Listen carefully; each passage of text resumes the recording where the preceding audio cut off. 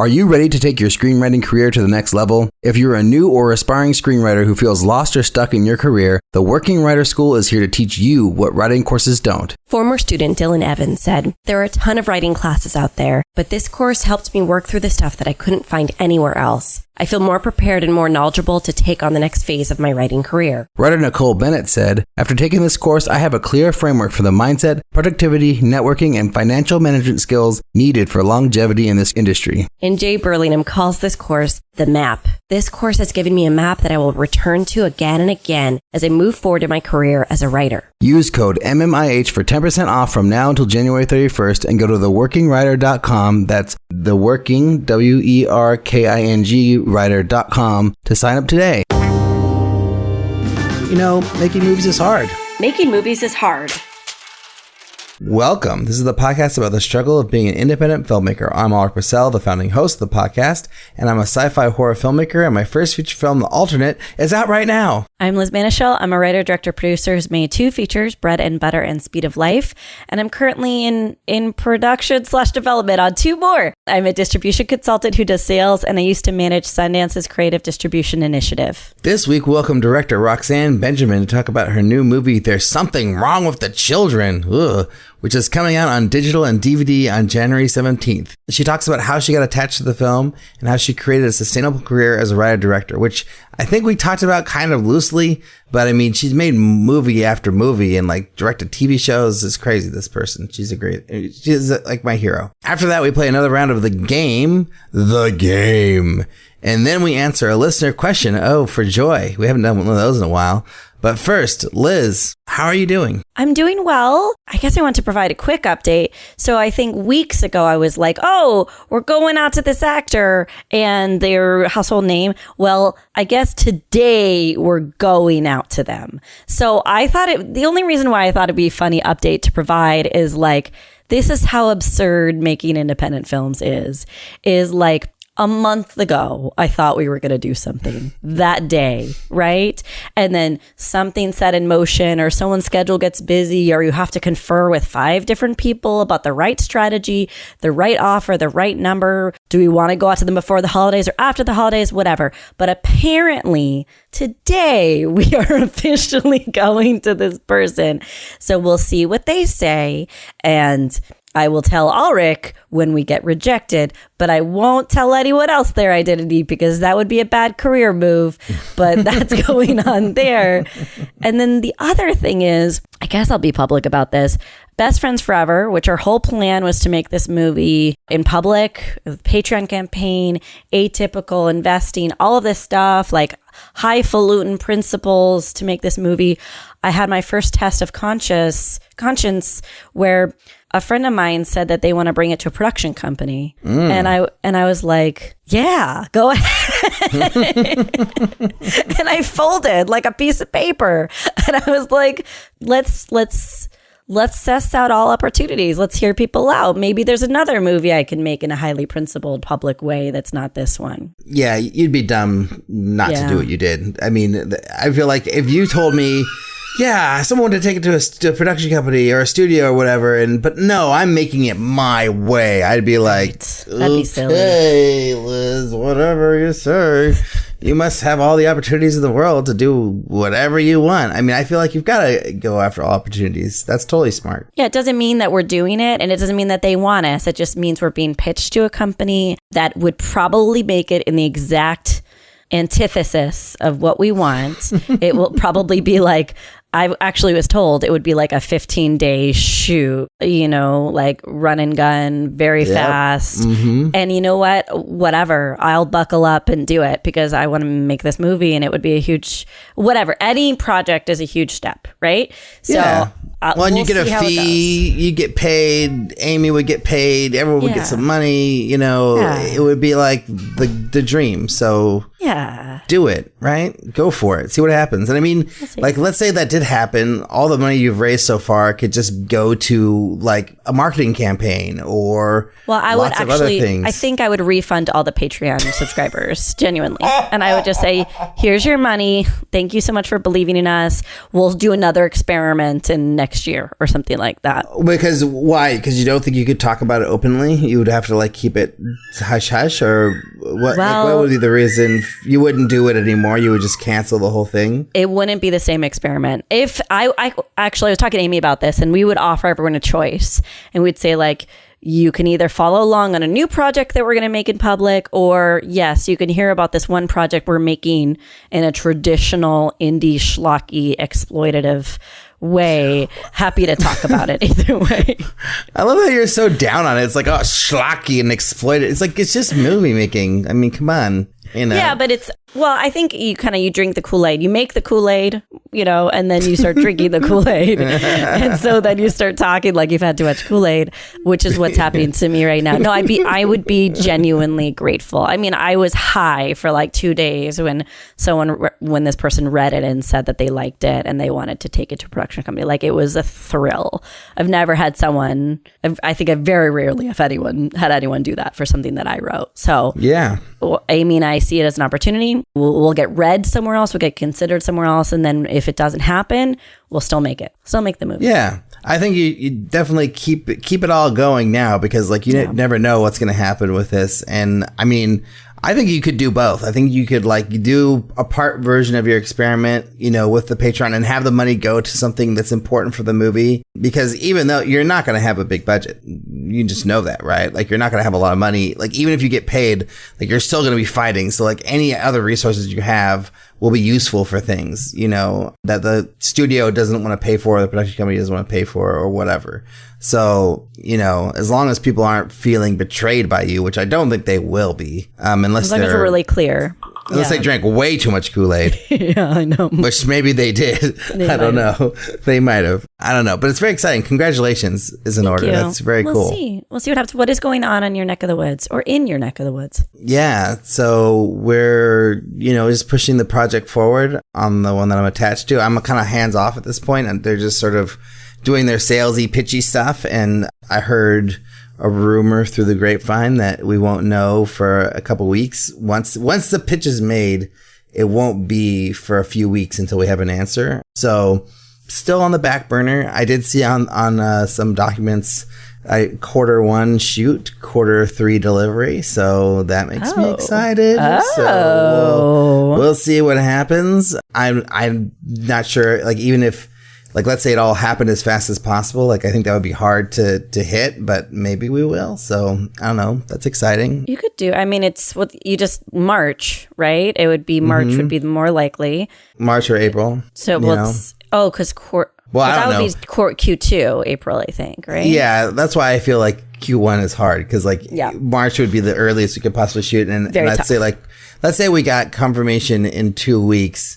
Yeah, there's a lot has to happen in that time in order to hit. I just don't think it's reasonable. I think like April or May is way more reasonable. But we've had conversations with a lot of people who are like, it was real fast. I signed on this date, and then they were like a month later, I was on set. Could happen. Yeah, I mean, it's just a lot of pre-production to happen in a month, Yeah, not impossible. Not impossible. I just would wonder why. Why do we move so fast? Like, let's take some time to like make it better. Orchestrate this a little bit more. Oh, I watched Small Town Crimes, our friend of the show, the Nelms Brothers movie. It's very good. I liked it. Incredible production value for $1 million movie.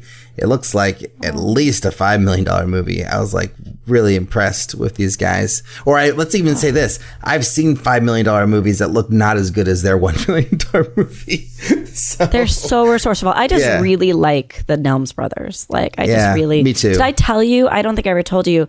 They invited me to, they're going to hear this. They invited me to a focus group screening of their latest film.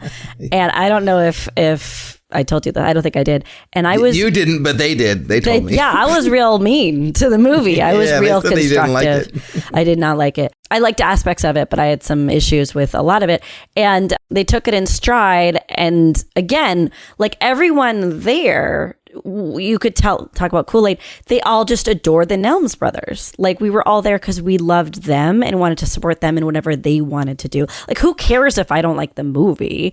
Like, I'm just one opinion. But I'm like, now I'm like a fan for life, right? Like, they bring me in another time, I'll tell them again something very insulting about their film if they want to hear it. or I'll do a favor in some way that I can help them out with if there's any world where I could do them a favor. But like, I guess I just want to provide the context that like they have spines of steel and they really seek out, I guess, opinions from all cultures and communities. Yeah, no, they're great. And Ian's been really helpful. He's been answering a lot of questions I've had about this process that I'm in right now because he's been through it a bunch. And yeah, they're just great. And, you know, I told him, like, hey, if you want me to watch your movie, I will totally be in, you know, if I am, you know, they're honored enough to do so. But yeah, maybe on the next one. But, you know, just that movie that they're making sounds like my type of movie. Like, I read the synopsis and looked at it a little bit and saw the cast. Red Right Hand. Oh, my God. Yeah. It looks. Yeah. Oh, I want this movie. This is a movie I would pay money to go see. So. Yeah, it sounds cool. And Orlando Bloom, the star. Very cool. Very cool. Yeah, what else is going on with me? Nothing else, really, I guess. I don't know. I'm working on... I just thought this project I was working on was going to be done because they had another person to be the assistant editor, and then they got sick, and so now I'm like filling in until they find a new person. So my life... I thought I was getting my life back because the other movie I'm working with, you know, other friend of the show, Mitch Altieri, that one's like almost done. So like I basically like have nothing left to do on it, pretty much, like very few things. And I was like seeing the light at the end of the tunnel, and then like this thing got thrown in my face, and I'm like, oh my God. Oh, Jesus. Oh, well, you know, I think like I might put some boundaries up though. Just be like, look, like I can't do, I told them like I can't do this whole movie. Like I told you, or like I could do it, but it could be done in March. And they're like, they want it done like next week. It's just like, guys, I can only do so much. So I'm just like kind of getting them set up so they can start next week. And then hopefully they'll find another solution, or this person will get better and be able to do it, or whatever. It's not your job. So, it's not your job. Just because you want to help out doesn't mean it's your job. I had some deep thoughts I was thinking earlier today, you know, just thinking about how to manage, like, you know, let's say this movie I'm attached to actually does happen. Yeah. Like, you know, I was alone with my daughter for the first time this weekend. My wife went up to go visit her family and just have her time for herself. And, you know, it was really intense and really fun, and I loved it, and it was great. And I was just thinking like, man, like being away from my daughter for a month would be so hard. You know, it would be so hard. And it's like, but this is what I'm like hoping will happen, is this thing that's going to be so hard and challenging. And I'm like, just thinking like, what could I do? Like, I really want my wife and my daughter to come with me, but I don't think doesn't want to do that. It's like, that's not her desire, you know? And so it's like, I don't know, would I fly back every weekend? Like probably at least once I would do that, you know, but it's going to be challenging. I talked to a friend of mine who's a single mother who makes a lot of money in commercials. And so she could care, you know, she has childcare and she's got family, whatever. And she was saying that actually what you need to do is kind of like what Alison Starlock was talking about. And it's different for everyone, but this is what I think I'll have to do, is I think you have to turn off mom or turn off dad. You know what I mean? Like, I think you have to just separate and have distance, because yes, so you fly back and you see them and then you come back. Like, think about how much time and energy and creative energy and emotional energy that is. You know, it's like, I think it may be worth it just to rip the Band-Aid off, which I'm really bad at ripping it off. So I'm like a glass house right now, and then just like keep it ripped off and then come back. Like, that's what I think I'm going to have to do.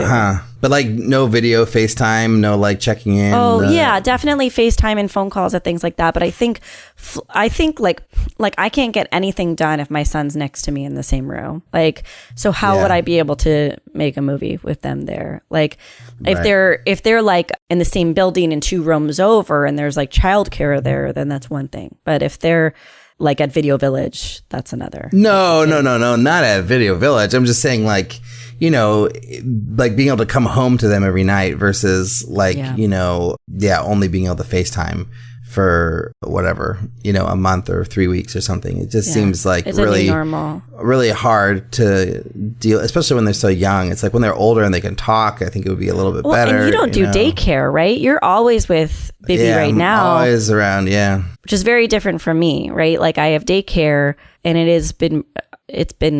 gives me oxygen. It's very important to me. Yeah.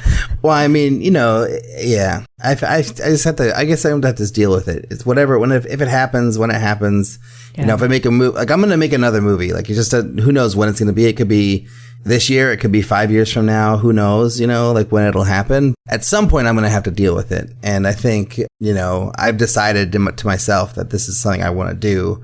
So whatever ends up happening, I'm just going to do it. I think if the project is worth it, or whatever it is that meaningful to you, then it won't be a question. It won't be as much of a question, right? Like it won't be a battle, because you'll be saying to yourself like, no, this is something that is incredibly creative, fulfilling for me as an individual, and will keep fueling me to be a better parent. I think the issue is if you get pulled out to do some shoot that you don't care about, or do some task, or do some trip that isn't have a clear payoff to it, then the question is like, well, why? Why are you taking the time away? And then it's just way more painful, I think. So yeah, that's a good point. Another good point that we can make is to go over to our Patreon page, www.patreon.com/MMIH podcast. Make sure to support us on Patreon. It's what keeps the show alive, which keeps us going. We have our whole back catalog of episodes that are available only on Patreon. So any episode 299 or earlier is only going to be available to Patreon patrons, and you get that access to that at just $1.99 a month. Just $1.99, you get access to exactly 299 episodes of the podcast. Also, we got to give a big happy birthday to Elle for joining us on Patreon and supporting the show. Happy birthday, Elle. Really appreciate your support. And Elle, what a great name or nickname. I want to know more about Elle. What is that short for? It's just everyone knows it's just the letter L. Like it's not ELLE. It's just the letter L. Just L. Just capital L. That's it. Yeah. Which is amazing. We did email Elle to get more, like if Elle wanted to shout out or whatever. I did it very late, so this didn't make it onto the show. But maybe we'll hear from Elle in the future, and we can get some context on this. Also, don't forget to check out Jambox.io. It's a new royalty-free music and sound effects company with emphasis on the high-quality cinematic cues. Their composers have worked on soundtracks for Hollywood-level films, working with directors like Michael Bay and Martin Scorsese, and they even offer customized plans to fit your needs, which is pretty great. Use our code MMIH to get 20% off your yearly subscription today. But without any more delay, here is our chat with Roxanne Benjamin.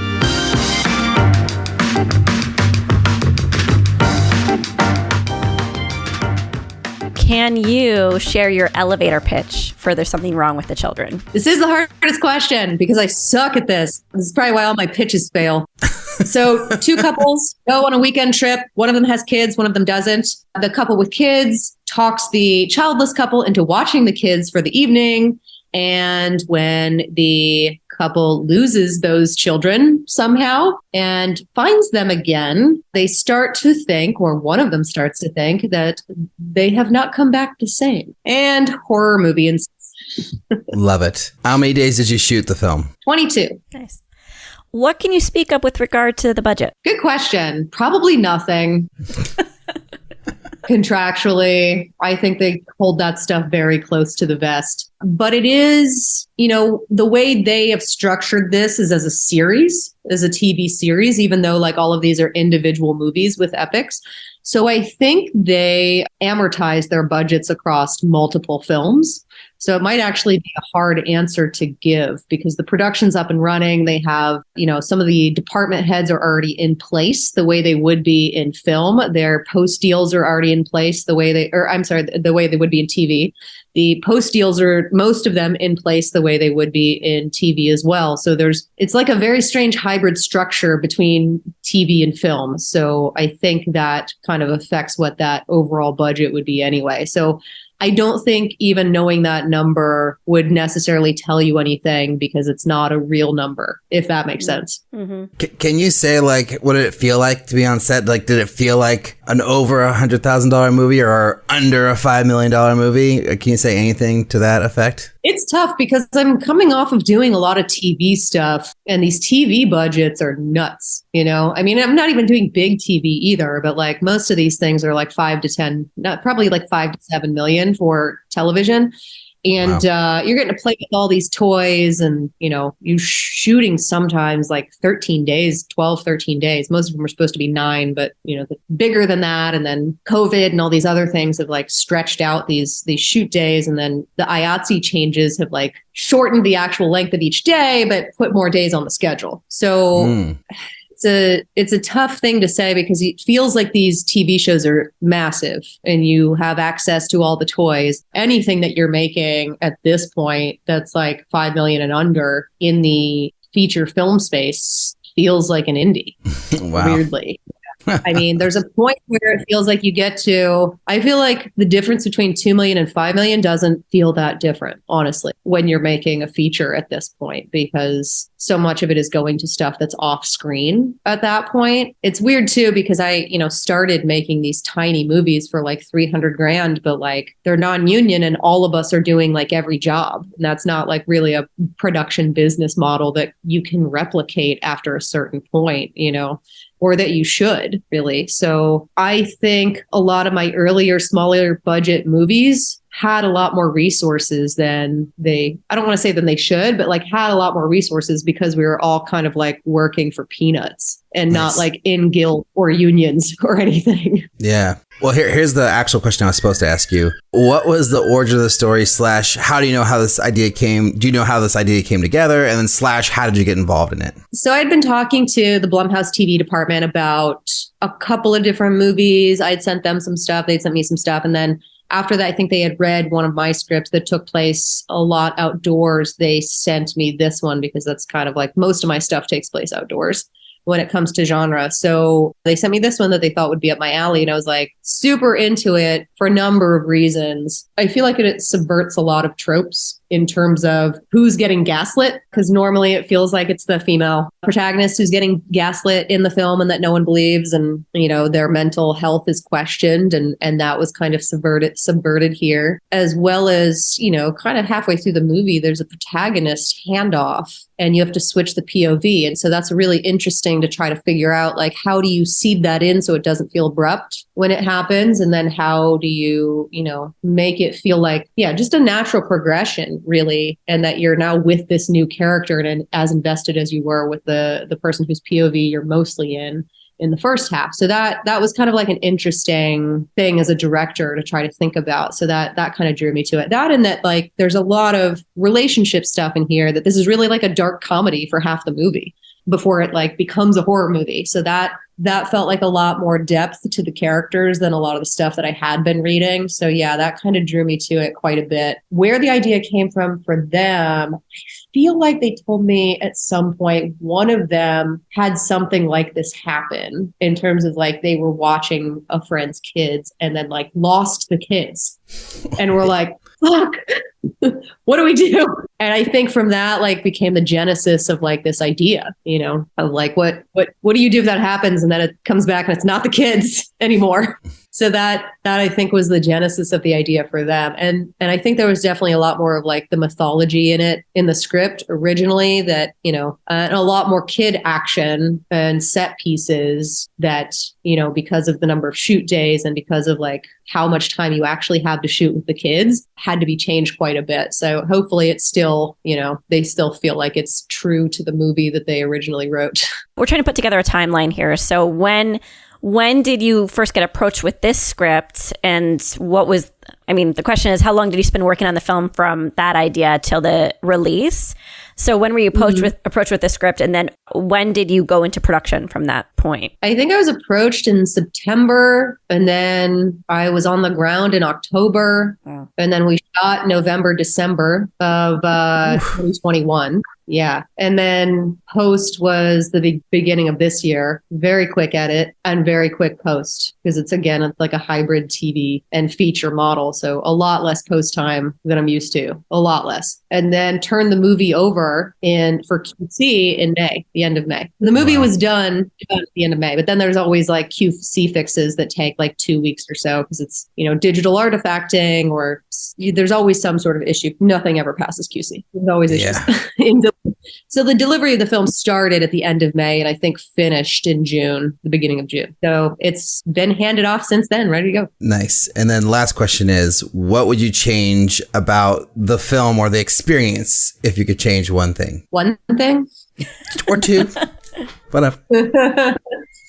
I mean, I think it's the same for every filmmaker. It's time. You always want more time, especially with something like this. 22 days is rough for a movie that has so many moving pieces and special effects and practical effects and kids, and limited hours that you can spend with the kids. Definitely more time. There's more time. Same thing in post, more time. Let's get into this TV theatrical hybrid model. It's fascinating to me. I'm learning a lot about reducing overhead in terms of like collectives and pods and things like that in the indie film world.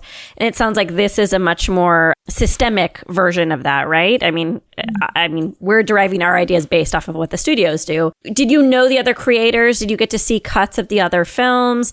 Is there any sort of creative collaboration that occurred between your film and the other projects with Epix? No, they're all individual movies. They're just categorized as TV. I think for I don't know, guild reasons or budget reasons or something, but they're all individual movies. This came up actually with the DGA because I wanted to do something with the credits. You'll notice in the credits, there's a big jump. There's a large chunk of time between when the actual head credits are and when the title pops up. And in features, you can do that, but in TV, you can't. And it's a long-standing precedent I don't want to break, that basically the director's name has to be within 10 seconds of the title coming up. And it's, they've established this and it was fought for. So when I wanted to do something different, and this is classified as a TV episode, I had to go before the guild, before a board, and make my case for that, because it's not a precedent they want to change. And basically I had to prove to them that this was not a TV episode, that this was a movie, even though it's classified as a TV episode, because they are independent productions. There is no showrunner, there is no TV writer's room, there's no TV involved at all. As it's known in our industry. It's just a classification on paper. So that, I think, they agreed with me. It doesn't change the classification, but they agreed with me in terms of what it was and what these are, that these are films. So I was allowed to keep the distance between the title and my name, basically, which has to be the last credit that you see before the title comes up. So I want to hear a little bit about how you got into conversations with Blumhouse. Is this just something that's been ongoing with you for a while, through your TV, or was there a certain connection that got you to them? Was it through your management? How did this whole thing start in the first place? It was through my manager. I think it's probably because I had done a bunch of TV at that point and had been doing a lot of TV. I don't know how familiar they actually were with my feature genre work. I think it's because I had done a bunch of TV at that point. But it came through my manager because he had other clients work on other series that they had done that were TV, but also films. I think for either the Into the Dark or whatever the other, what was that? Yeah. Welcome to the Blumhouse. The Body, or yeah. One of those two that were, with different distributors. So he had been through this model before with other clients. So he had put me up, I think, for one of the films that had an open directing assignment. And then I started talking to them about it. And I had sent them one of my scripts to see if they would be interested in doing that. It didn't fit the model because it's, they all shoot in New Orleans and around New Orleans. And mine needed the ocean and cliffs and all this stuff. And there's no cliffs in New Orleans. It's the river delta. So they saw that, I was interested in, again, shooting a bunch of stuff outdoors, and saw that. And they were like, oh, we'll try this one. What do you think of this one? And that's kind of where I got involved. So it just came through those channels, through my management, and then, kind of developing that relationship with them and looking for a project within the series that would fit. Can we go even further back and look at your career? I just was doing some cursory research of you, and I was like, oh, this is interesting. She produces when she doesn't direct sometimes. She writes when she doesn't direct sometimes. She directs when she doesn't write sometimes. Like, it was like very refreshing to see that. And perhaps I'm interpreting it wrong, but can tell me a little bit about the building of your career in terms of those key leadership positions. Let's see. I started kind of as like writing for horror blogs and covering like film festival horror movies. From there, started working for a company that owned one of them, like coincidentally. And since I became kind of like the resident horror expert at that company, when they were looking into starting kind of like a distribution label of horror films, like they were coming to me for like a lot of suggestions, that kind of thing. And eventually we're like, well, why don't you just kind of run it? And I was like, okay. So then I started going to a lot more film festivals and going to like acquire a lot of these kind of smaller independent and foreign horror films for a couple of years. And from that, got to know a lot of like the kind of indie horror directors and writers that were like up and coming. And from that, we decided to, with the company, make VHS, which was basically just an anthology of, found footage shorts with a lot of the directors that Brad Miska and I were both friends with. We were like, well, why don't we just, instead of, acquiring a bunch of movies, why don't we make our own and see how that goes? Then when that got into Sundance, we kind of immediately started on the next one after we sold the first one to Magnolia. So it kind of just like snowballed from there.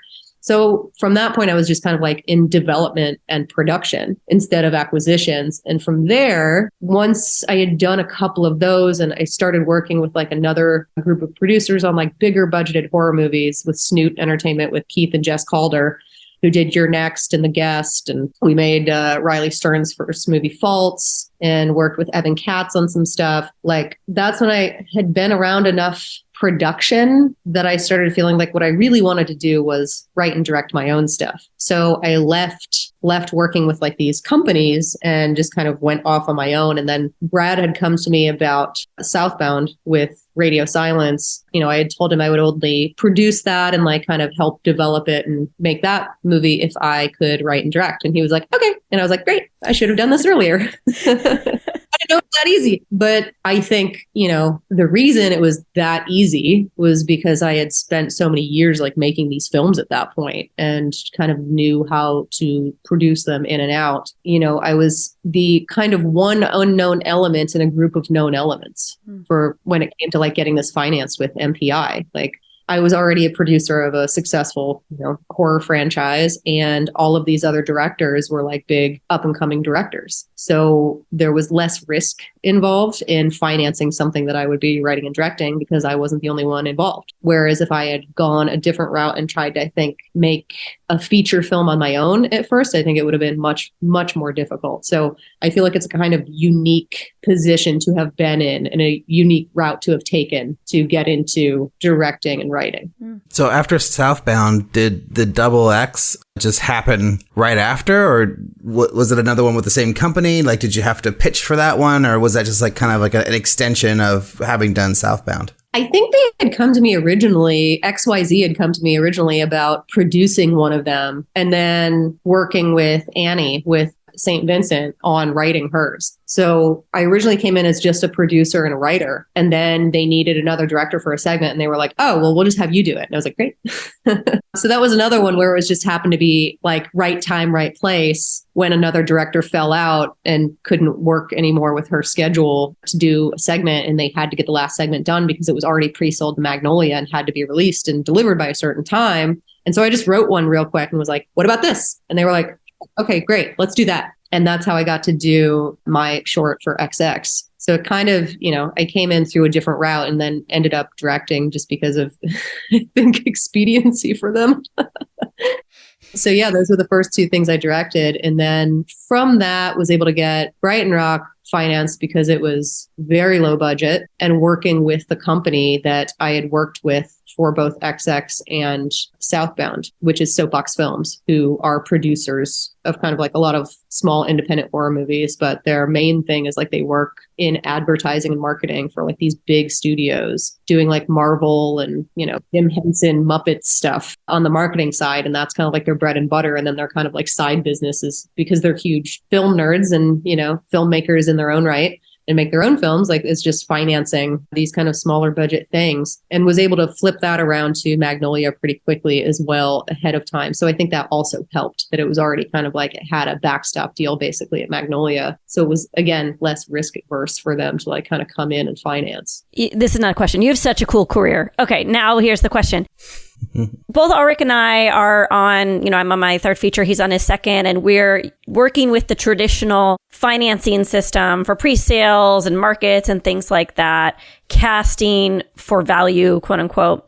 I look at Zach Gelford in your cast and I think about, Midnight Mass. I think about how amazing he is, but I also think about him I'm curious what kind of creative freedom you got when you cast your film, and if he has sales value or if you got a lot of freedom because of the commercial value of the genre. And in general, do you experience a lot of freedom in terms of cast? I think this one is very unique because since it is in this TV model that they're doing, they're all financed. So there's not really a push to have necessarily like recognizable cast in them. And they're also like kind of restrained by what their budget is. And in terms of like, they can't go out and spend $5 million for an actor to come in for a week or something, for a film. So casting is less of a big deal, I think, than if this is, it's a completely different animal, I think, than trying to go through pre-sales and cobble together like financing from different sources and gap financing and everything else, because it's already got a home, it's already got distribution, it's already financed, it has a model that they've proven through like these other series and through like this series that had already been done.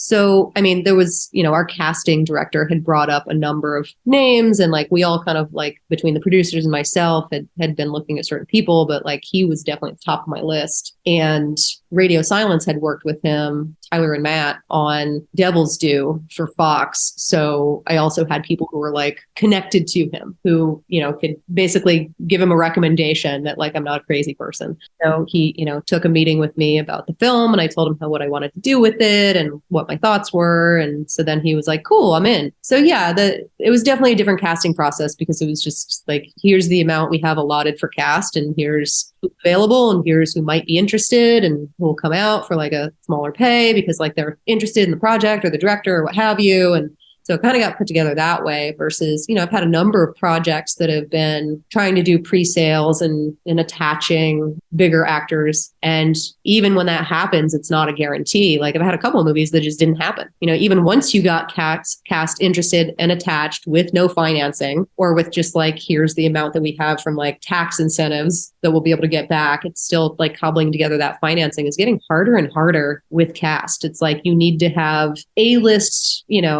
Marvel level actors to make like a $2 million movie or it doesn't get made. It's just getting like more and more of a condensed bottleneck, I think, for independent filmmaking. I have yet to make a movie in that model that's pre-sales and putting together financing. Yeah, it seems very challenging. From what I've been hearing, it's like the actors that the distributors want are in high demand, so they can pick from so many different projects. So if one doesn't have financing, they don't even give a shit. They'll just, we'll go on to the next one that does, So it's, I'm in that process right now. So I feel for you. I feel like a lot of that is a bottleneck with their agents and managers too, because they don't want to take projects to their clients that don't have financing behind them, or if they do take those to them and they're like, wow, this is a really good project. Like, I want you to check it out. I know the filmmaker, etc.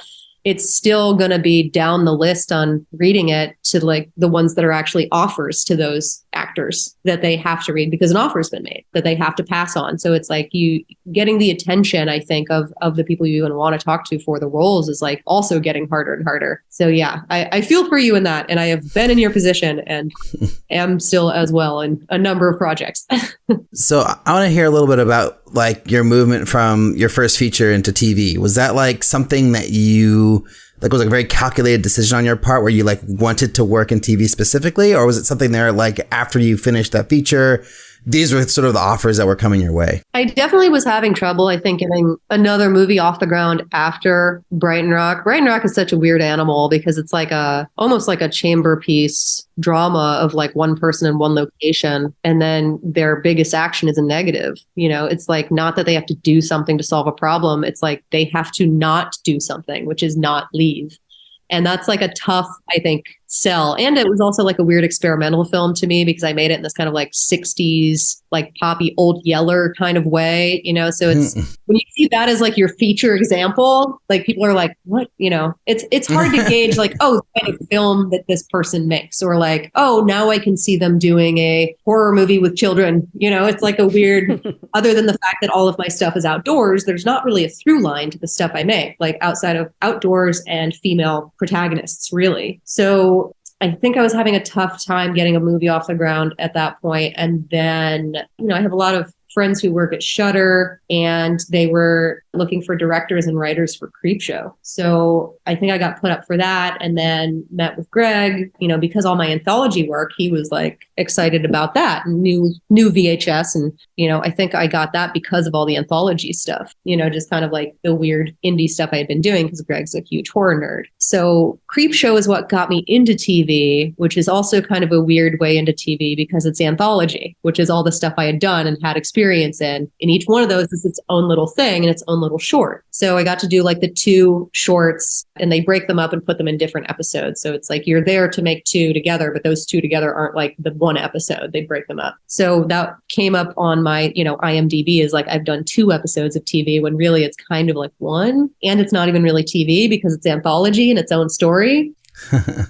And you're getting to play in kind of like the Creepshow universe, which is like very stylistic and very practical effects oriented, but also it's like a very indie production. Lucky for me, Roberto, who made Chilling Adventures of Sabrina and Riverdale and all these other kind of teen murder mystery shows that are very stylistic, is a very, very big horror fan. And so he had seen that stuff and knew that work. And so when I went in to meet with him on that, which is something that I think my agents just set up, is to go meet with him because there was like an open episode, like he, you know, we kind of nerded out about horror together. So really it's like a combination of like, again, this kind of history of working in anthologies and short film narrative got me into a room where someone else was like a horror fan, basically. Yeah, that's, again, I think probably a weird way to get into television. I do feel like they're looking for a lot more, you know, female and minority directors and diverse voices for TV now than they used to be. But even then, back in that was like 2016 or something, it didn't seem like it was that hadn't really taken off yet. So I feel very lucky to have kind of started getting into TV on the earlier side, because it's definitely like kept me alive while I'm trying to get other films off the ground. I will be murdered if I don't ask about the Night of the Comet remake that you are doing. Can you tell us how that came about? That one was a meeting with Orion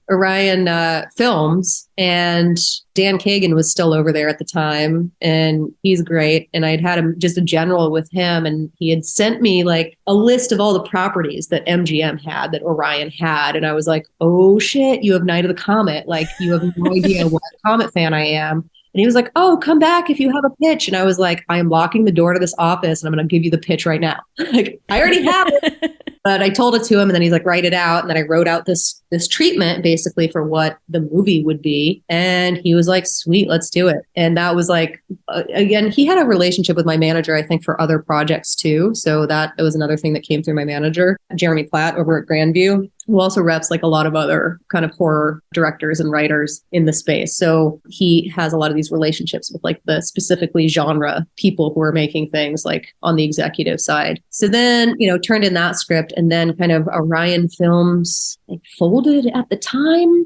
Then it kind of went to another division, but then that division got bought by another thing. You know, it's like in the process of putting that together, it's had a couple of different iterations and like 4 different companies, because things keep getting like bought by other things or consolidated or named something else. And it's like, it's very confusing, because then you're just working with a whole new group of like executives and you're kind of starting from the beginning. Where it is now is like tough to say at this point in time. Also, I don't know what I can say, but it's still afloat. It's still out there in some way, you know.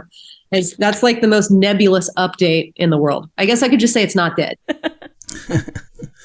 So you might be one of the most, you know, accomplished female directors in genre, especially horror, that we've talked to. Do you feel like any pressure at all in being, you know, one of the few? Or is it like do you feel like the boys club kind of mentality at all? Or has it just been like kind of a really great experience working in genre since the beginning? It's interesting. It's an interesting question because I never really thought about like gender at all until like 5 or 6 years ago when everybody started pointing out that I was a female filmmaker. And I was like, oh, I thought I was just a filmmaker. Right. And pointing out the fact that like there's only like, 1 out of every 10 directors is like a female director who gets to do anything. And like the top 200 grossing films, there's only like 1 female director, and like all this stuff and all these statistics. And it was very like demoralizing at the time because it was like, I almost felt like I was like completely ignorant to that fact because I was so used to just being surrounded by men all the time in this profession that like it was just the norm. And it never occurred to me that that was something that like would change or could change. Like I knew female directors. And I also like tried to champion their work, and we have like a network and we all try to help each other out. But I don't think a lot of us were like really actively aware of the fact that we were like an endangered species, I guess, until everyone started pointing it out. And then for a couple of years, all I heard was the only reason I was getting meetings or the only reason I got that TV show or the only reason that like I was considered for X, Y, or Z was because of my gender, was because I was a woman. So that for a couple of years was like, okay, I guess, well, the only reason you were considered before was because you were a man. So fuck you, like if 90% of you are considered because of your gender, like if I'm being considered because of mine, like good for me. But then it turned into like, it was like, you're not getting any work because you're a woman. And then it was like, you're only getting work because you're a woman. And it's like, well, which one is it? Like, you can't have both. It can't be the excuse for both, So it's a very interesting thing to see how the like cycle goes of like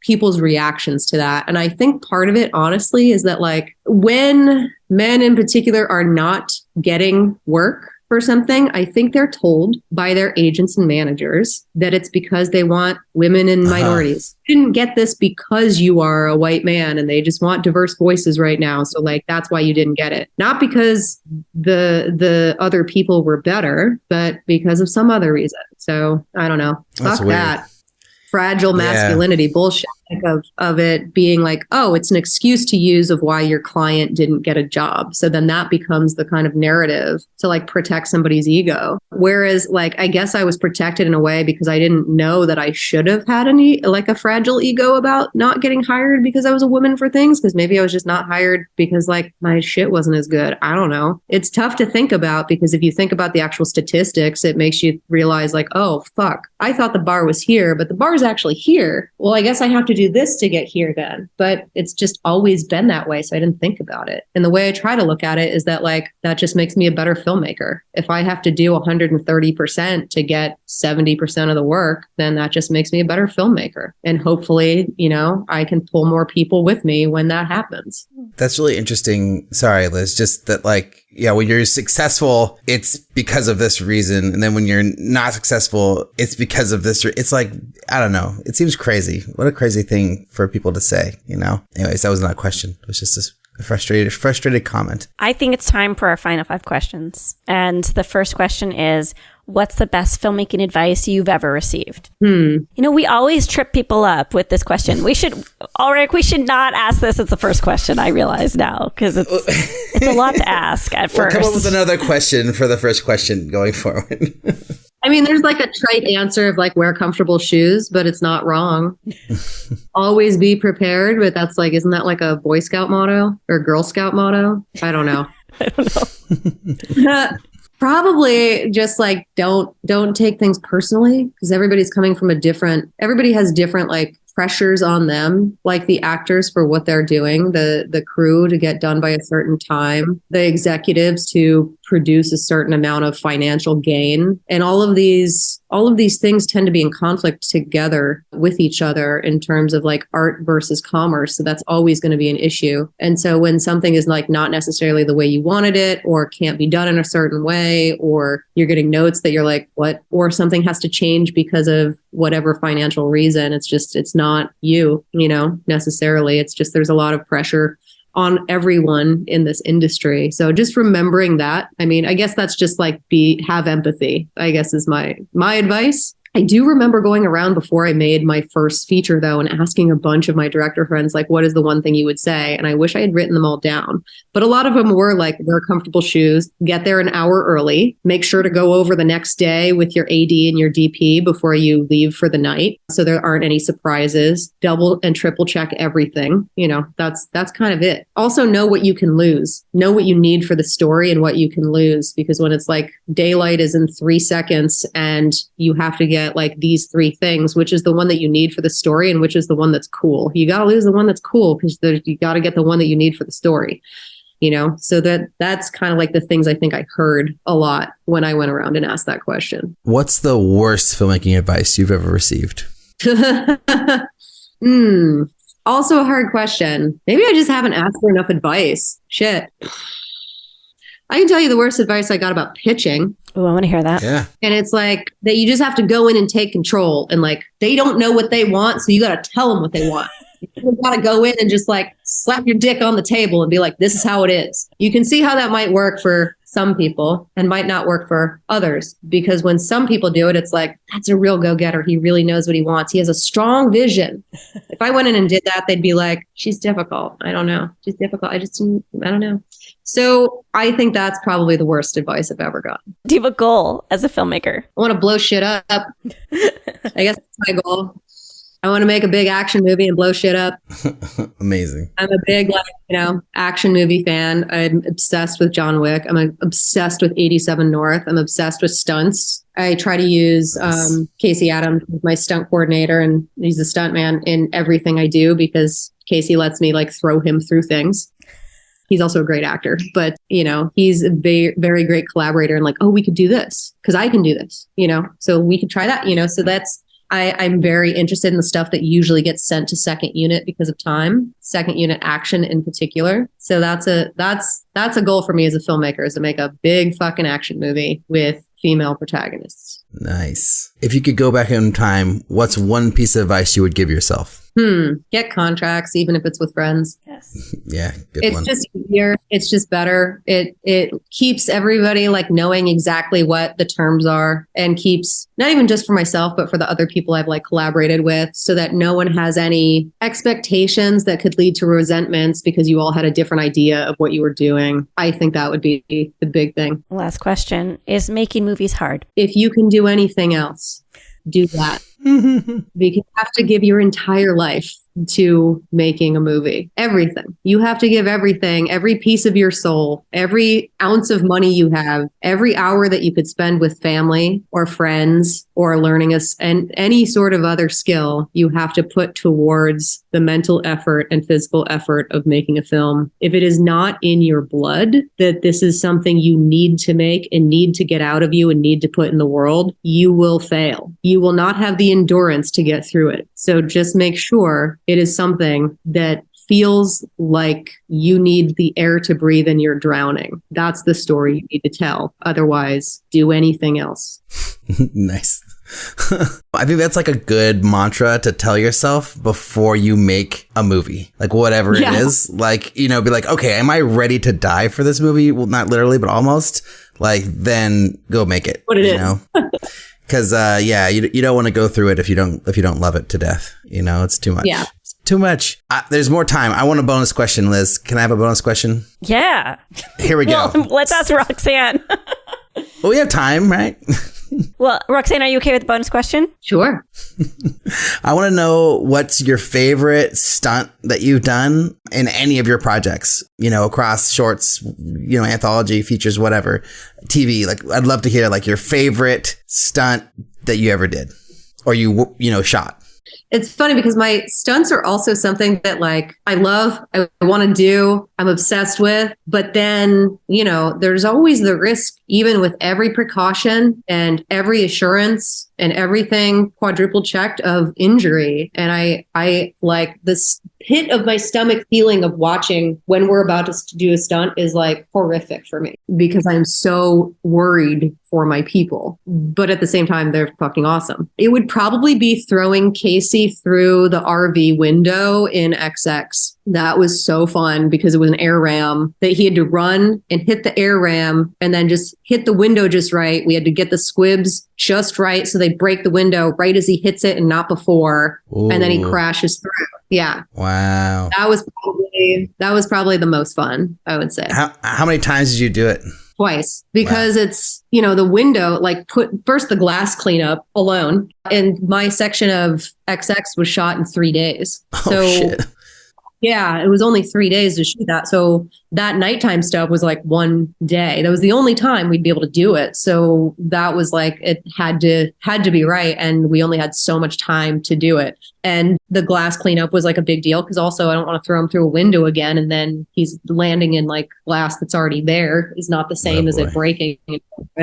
And installing that glass on the back of the RV, like getting a new piece on there. And it was a huge piece of glass that like, I am shocked that we managed to not break because I've done, when we did Southbound, there's a window break in Patrick's section jailbreak. So, he gets pulled out, someone gets pulled out through the window there and they have to break that window. And we had like 4 pieces of candy glass to be the window for that because it had to be since someone was being pulled through it and someone's punching through it. It wasn't real glass. It's like 2 of them broke just in transport because they're so fragile. So that was like nerve wracking, just thinking like, God, what if something happens to this glass on the way here or in putting it in, Nice. Yeah. So that was very nerve wracking. That's awesome. Well, and then to cap off the interview, what's your call to action for people who are listening? How can they support you and how can they support the film? Tell your friends about it. Honestly, that's the biggest thing is tell people about it. It's a very crowded marketplace and it's being released without,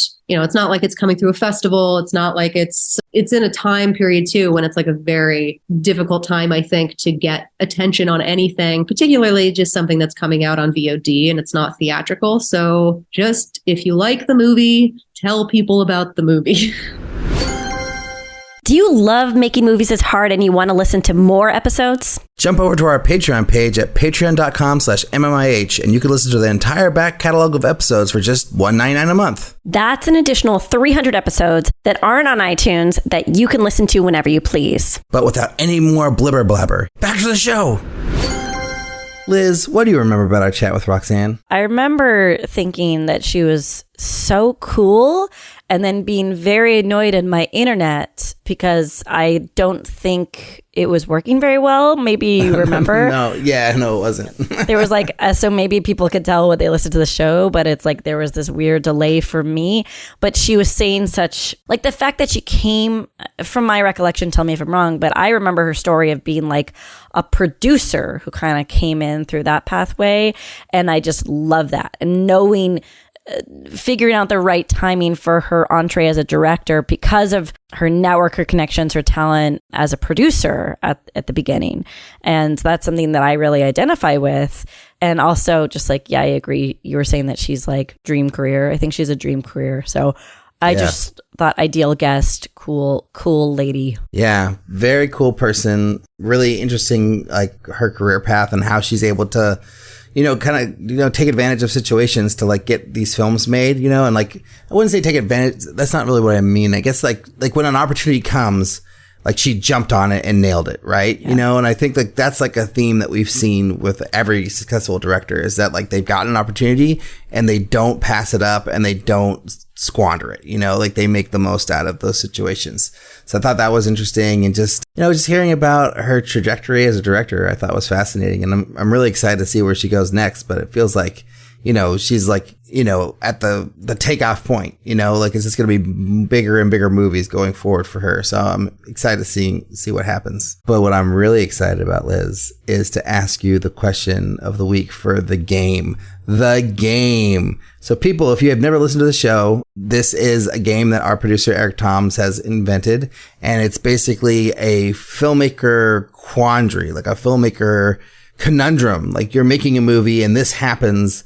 Like, how do you solve for this problem? Because we all know that, like, on set, a million, like, crazy, haphazard unknown things will happen at all times, and you have to figure out a way to deal with it. So we just thought this was a fun way to, like, you know, explore some of these hypothetical situations and like what we would do in those situations. So Liz has not heard this question. She does not know what I'm going to ask. It's going to be completely fresh. I've only read it once, so I'm going to try to keep it fresh in my head too when I answer. But here we go. Eric wanted to say this is a little bit different than usual. There's no multiple choice. So you are working on a film. There is a lot riding on the film in that it's the biggest budget you've ever had. You have 2 prominent stars in the leads. So let's say Angela Jolie and, Brad Pitt. No. However, no. Who Wait, you hold want? on. John Boyega and Michael Fassbender. Angelina, that's fine. I want John Boyega. Can we have Okay, him, John please? Boyega. Sure, there we go. I love John Boyega. He's so great. That would be amazing. However, one is adamant about the fact that they want a rehearsal with the other lead, but the other lead's process is that they always go into a scene fresh and they will not rehearse. How do you deal with 2 creative processes when they are dramatically opposed to one another? Oh, wow. And I feel like if Sean heard this question, he would pull out like 15 different scenarios of like Robert De Niro versus Dustin Hoffman versus, like, he would like know these like method people versus non-method people versus, you know. So I think that a better versed individual could pull from case studies. My first instinct is that the bigger name gets to dictate what we do. Like, if they're on par with each other, if there are 2 stars that are on par with each other, that is more difficult for decision making than if you have one star who is bigger than the other, right? So it's like, if it were like, let me pick new actors who have a very clear disparity. So like, oh God, why is this so difficult? Who is in everything? Leonardo DiCaprio and John Boyega. Like, Leonardo DiCaprio green lights movies in a second, has a massive Oscar history, has worked with the top tier directors, you know, like there's a certain notoriety with him, a certain power and influence with him. If he mandated that he wanted rehearsal, then I would try to encourage rehearsal for everyone, right? Because if not, the project may fold. What are you thinking? I mean, like, what if you try? I'm trying to pick up like 2 actors who are like equally hot and equally equal, big. it's so hard. But it's like Margot Robbie and like who's like very equal to, like, Christian Bale is tough because he's older. Like, you can't. You gotta eliminate I think that's age. Good because but he's older, so it's like a little bit Wayne, but he's like established such a massive name for himself. So right, but I think fair. Margot Robbie would like bend to Christian Bale because she'd be like, oh, Christian Bale is like Christian Bale.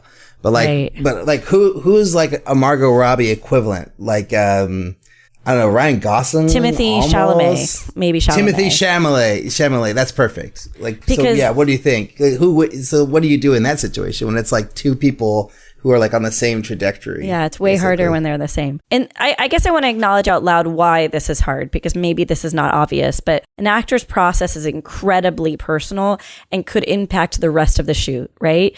Like, if you don't respect their process and if you don't cater to them to a degree and you have the resources to do so, you damage your relationship with them, and you also damage their relationship to the character potentially. Like, they might not be as connected to the character or connected to the project, but I could always hide behind one actor's demands. That's my like sneaky, like, I have no spine answer that I started off with. But like, what is the right thing to do? The right thing to do is probably to create out a process that works for both of them. And if one really wants rehearsal, you create a rehearsal process where everyone but the one star who won't rehearse is a part of it. You know, it's like, let's say Margot Robbie really wants rehearsal, then you create rehearsals for every single scene other than with Timothy Chalamet, who we've decided doesn't want rehearsal. And with Timothy Chalamet, you protect his ability to have a freshness that works for him on set. Like, that's probably what I would do. But I think that even in real life, like, that's very theoretical. In real life, I don't even think that would succeed, because I think Margot Robbie would be like, no, I want to rehearse everything, not just every scene, you know, but with Timothy Chalamet. And then Timothy Chalamet, I mean, I don't know I don't know what he's going to say. So I guess I'm acknowledging that you're going to have to break someone's heart in this process. You're going to have to offend someone, I think. And therefore, I would defer to the person who wields the most amount of influence on the film set, unfortunately, which is not the right way to do things, but it's probably what I would do. What would you do? Yeah, this is kind of an amazing question that I love a lot. So I think what I would do, and it's very naive, but I would be like, look, get in the room with the two of them. So it's me and the two actors, and let's just hash it out. Let's just be honest and open and talk this through.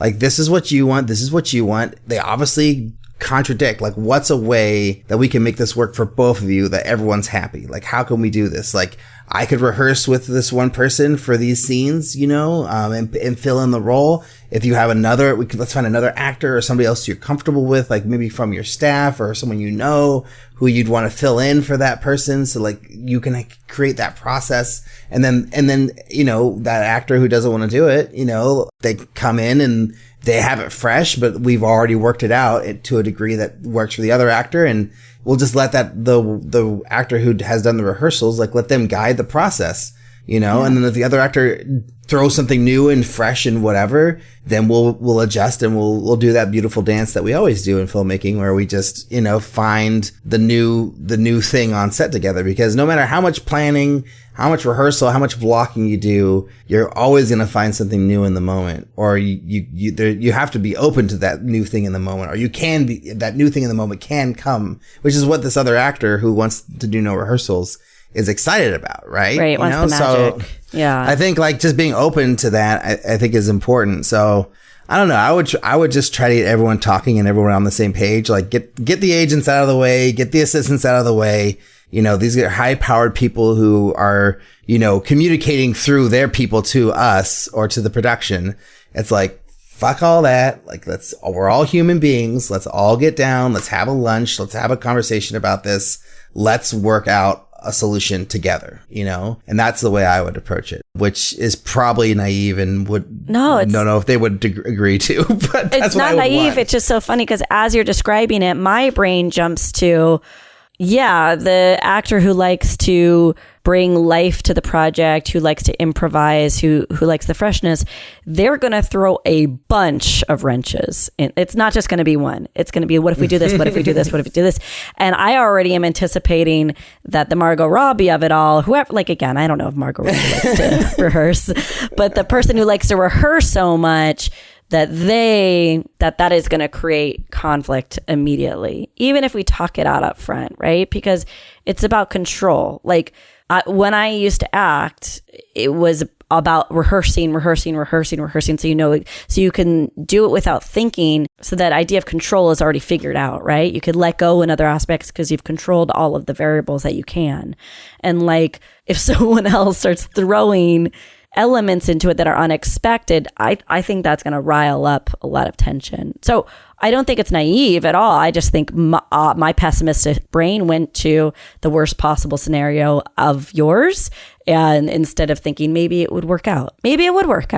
Yeah, I think because you could, like, you or I or whoever could rehearse with Margot Robbie, forever. Right. And like get it to the point where she knows it inside and out. We're like completely aligned on character and intention and everything in the scene. Just us without the other actor. Like, they don't need to be a part of that necessarily, because we're just working on her character, and then their character could come in and react to the work that we've done. So but it's about trust, right? If you're like not working with that person, and then it's very insular, right? Like, we're not actors. We're not giving them exactly what they need in the scene. So they're just kind of going through the motions when they rehearse with us. Well, as long as we both trust Robert De Niro or whoever it is, like we believe in their ability as an actor, and we have respect for them, this should work. Like, and if they're like, oh no, I have to rehearse with Robert De Niro, it's like, well, Robert De Niro doesn't rehearse with anybody. It's too bad. It's not going to happen. It's not going to happen. But like, here's what I can offer to you in order to recreate the system that you like, the approach that you like, that will still work with this person who refuses to rehearse. Like, it's we can make it happen. It's unfortunate that we cater to the person who says no. That's what I think is kind of a bummer, right?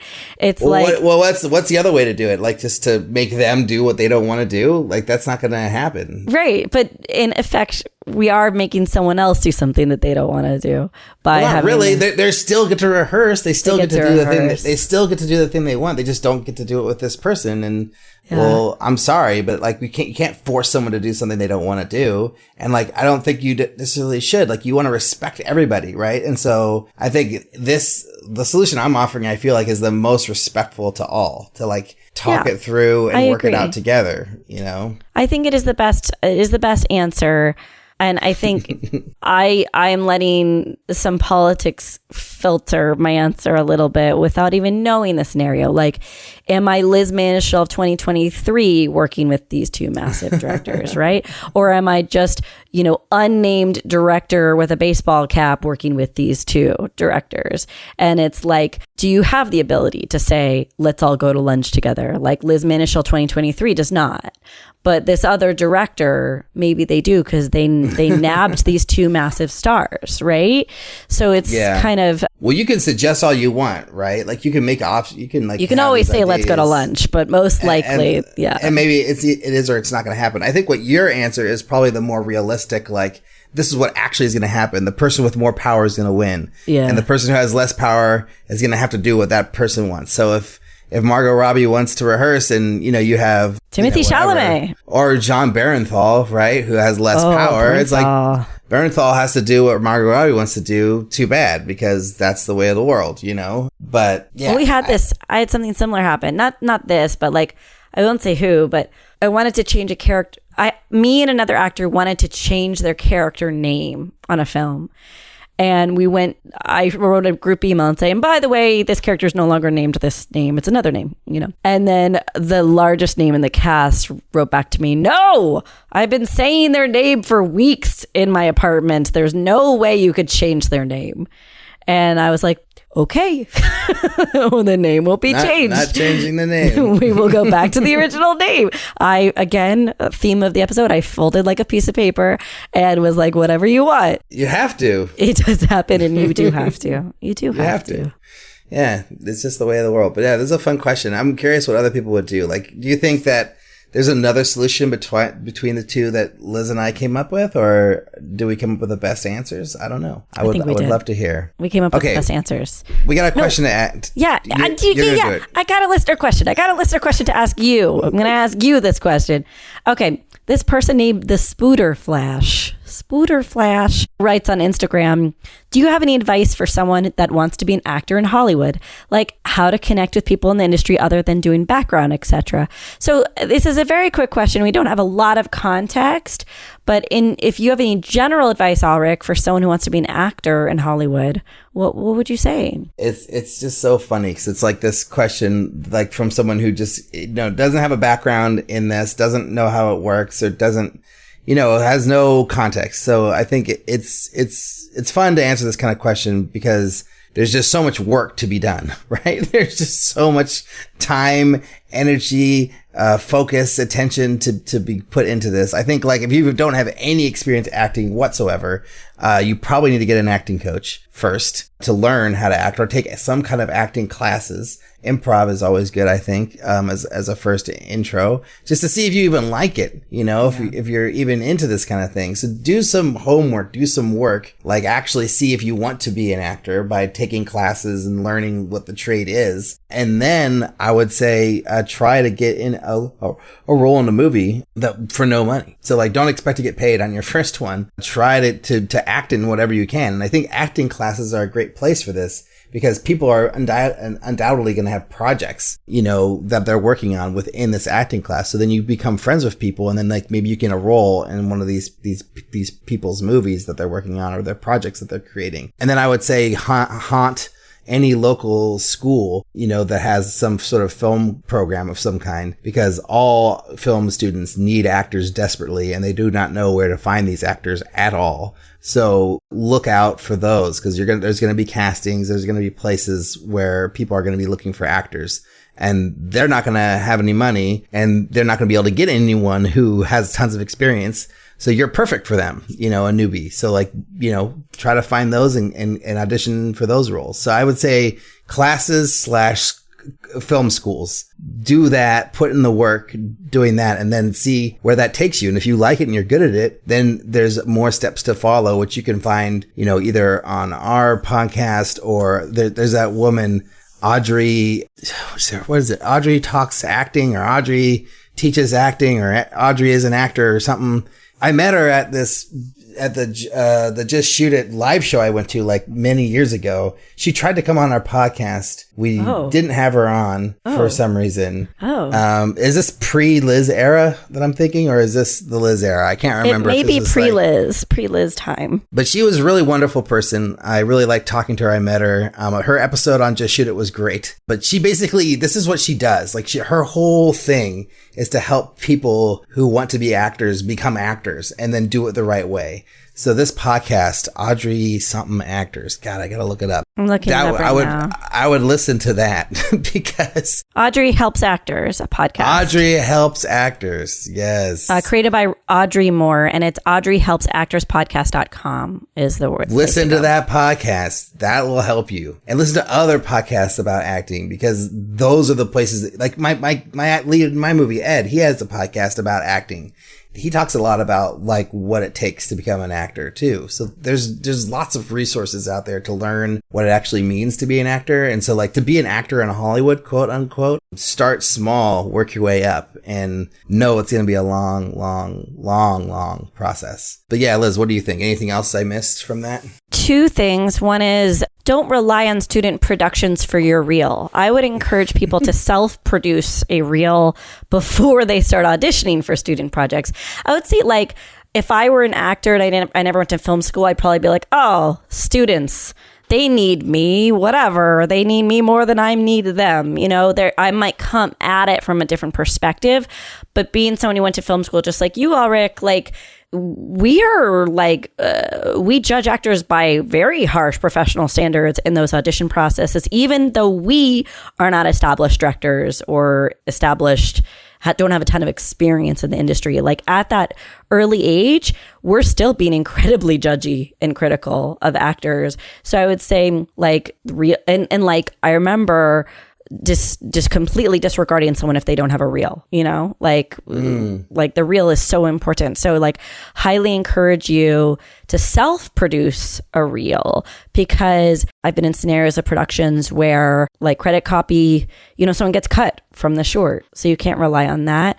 And you're relying on like some, graduate student who has like 18 projects that they're editing, and they're not going to highlight you or deliver you exactly the footage that you need. Like you should self-produce a scene, a monologue, a sequence that shows off how good you are, and that you're not relying on someone else and their low quality filmmaking to provide you. So I would say that's really important to consider instead of assuming the system will provide for yourself. Yeah. Or in conjunction with. Yeah. Like doing that, and then also going on auditions wherever you can. Because I think like auditioning is really important to like an actor's process and learning how to audition. So yeah, I mean, it's a good point. Like I did what I suggested to do when I wanted to be an actor, and I went on a lot of auditions, and I even won a couple roles. And I think the ones I did win mostly either went nowhere or just went to YouTube, and some never even got finished.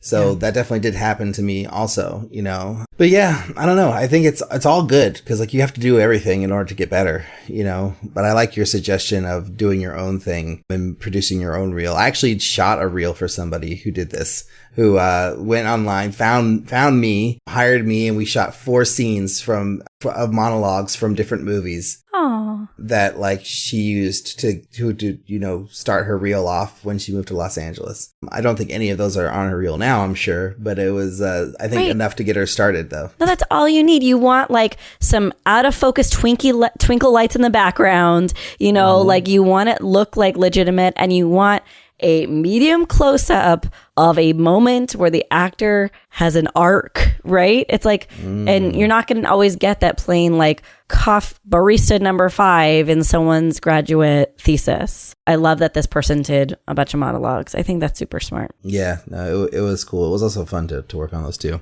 So, Spooter Flash, let us know if this is helpful for you. We want to know if you end up doing any of these things, if you end up trying to become an actor, if this was helpful, please let us know however you can. And all of you can always send us a question, comment, or suggestion to podcast@makingmoviesishard.com. If you like the show, you can leave us a review on iTunes. Check us out on Facebook, Instagram, Twitter at MMIH Podcast, YouTube at Making Movies is Hard Podcast. Please check out the ISA, the International Screenwriters Association, which is an organization designed to connect writers with filmmakers. They have courses. They publish your log line to industry professionals. They have contests. I think they just announced their top 25 writers list. So head on over to www.networkisa.org to sign up for free today. Thanks to Roxanne Benjamin for coming on the show. Thanks to Camelia Adibi from Katrina One PR for setting up the interview. Thanks to our editor, Jeff Freimuth, for doing the editing. Thanks to our producer, Eric Toms, for being awesome. Finally, thanks to all of you for listening, and talk to y'all next week.